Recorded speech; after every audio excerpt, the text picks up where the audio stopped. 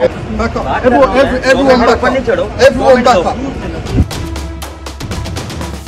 একজন তারকা হওয়ার বিড়ম্বনা বুঝি এটাই, লোকে আপনাকে অসম্ভব পরিমাণে ভালোবাসবে। আপনি রাস্তায় নামলে আশপাশ ভরে যাবে আপনাকে ভালোবাসা মানুষের পদচারণায়। তারা আপনাকে ছুঁয়ে দেখতে চাইবে কাছে এসে নিজের মোবাইল ফোনটায় আপনাকে ধরে রাখতে। কিন্তু একজন তারকাও তো রক্তে মাংসে গড়া।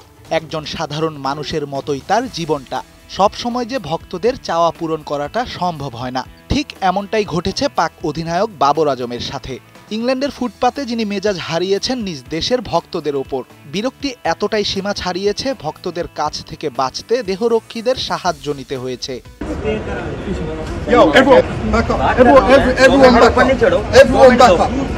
টি-20 বিশ্বকাপের প্রস্তুতি নিতে ইংল্যান্ডের বিপক্ষে সিরিজ খেলছে পাকিস্তান। বিশ্রামের দিন বন্ধুদের নিয়ে বেরিয়েছিলেন বাবর আজম। খোলা রাস্তায় বাবরকে দেখে জড়ো হতে শুরু করে পাকিস্তানের সমর্থকরা। এ সময় বাবরের সাথে সেলফি তোলার আবদার করে বসে অনেকে। তাড়াহুড়ো না করে সবাইকে অপেক্ষার অনুরোধ করেন পাক কাপ্তান। জরুরি আলাপ সেরে তবেই রাখবেন ছবি তোলার আবদার। তবে এতেও যেন তর সইছিল না উপস্থিত ভক্তদের। হাতের মোবাইল ফোনটা তাক করা ছিল ঠিক বাবরের দিকে। ভক্তদের এমন কাণ্ড দেখে রীতিমতো বিরক্ত হয়ে যান বাবর। সবাইকে কাছে ডেকে প্রকাশ করেছেন নিজের বিরক্তি।